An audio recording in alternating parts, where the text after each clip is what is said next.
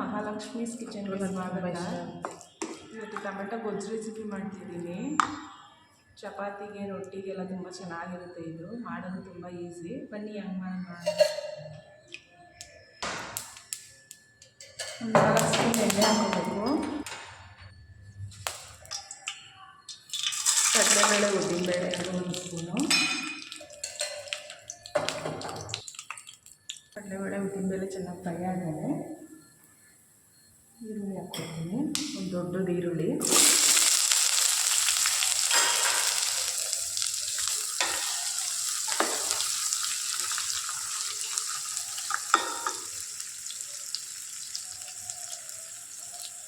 ಹಸಿಮೆಣಸಿನ್ಕಾಯಿ 4,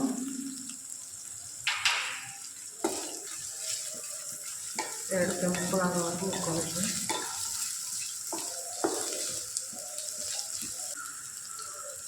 ಕರಿಬೇವು ಸ್ವಲ್ಪ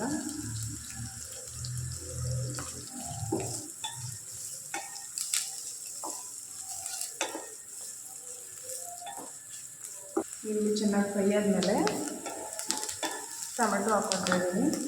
ಒಂದು 5 ಟೊಮೆಟೊ ಮೀಡಿಯಮ್ ಕಟ್ ಮಾಡ್ಕೊಂಡಿರೋದು.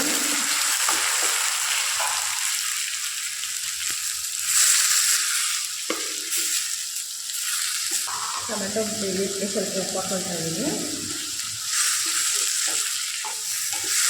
ಚೆನ್ನಾಗಿ ಮಿಕ್ಸ್ ಮಾಡಿಕೊಂಡು ಇದನ್ನು ಸ್ವಲ್ಪ ಕ್ಯಾಪ್ ಕ್ಲೋಸ್ ಮಾಡಿ ಬೇಯಿಸ್ಕೋಬೇಕು ಚೆನ್ನಾಗಿ.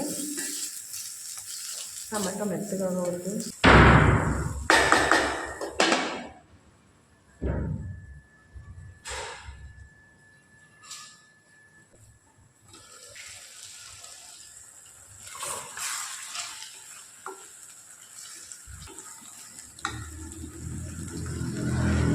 ಸಾಂಬಾರು ಪುಡಿ 1 ಸ್ಪೂನ್ ಹಾಕೋತಾ ಇದ್ದೀನಿ.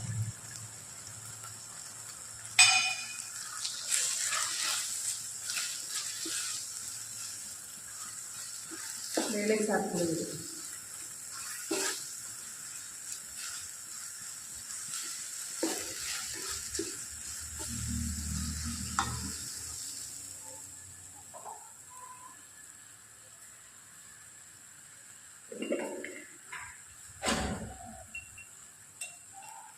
ಅರಿಶಿನ ಪುಡಿ ಜಾಸ್ತಿ.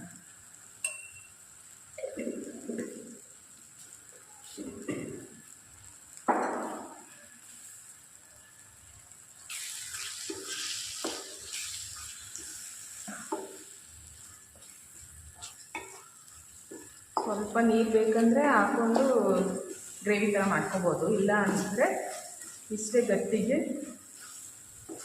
ಅದಕ್ಕೆ ಬಿಟ್ಬಿಡ್ಬೋದು.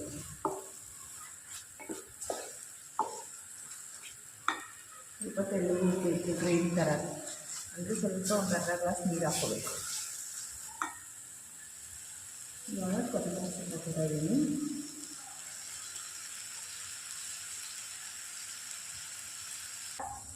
ಮನೆಯದೇ ಸಾಂಬಾರು ಪುಡಿ ಹಾಕಿದ್ರೆ ಸಾಕು, ಖಾರದ ಪುಡಿ ಎಲ್ಲ ಸೇರಿಸ್ಕೊಳ್ಳೋಂಗೇನಿಲ್ಲ. ಅದರಲ್ಲೇ ಖಾರ ಇರುತ್ತೆ.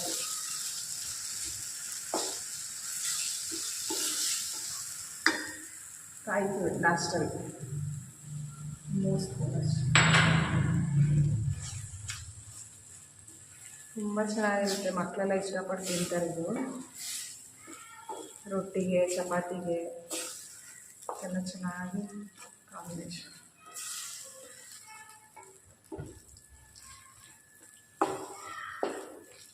ಸ್ವಲ್ಪ ನೀರು ಸೇರಿಸ್ಕೊಂಡ್ರೆ ಮಾಡಿರೋದು ಟೊಮೆಟೊ ಗೊಜ್ಜು ಚೆನ್ನಾಗಿರುತ್ತೆ.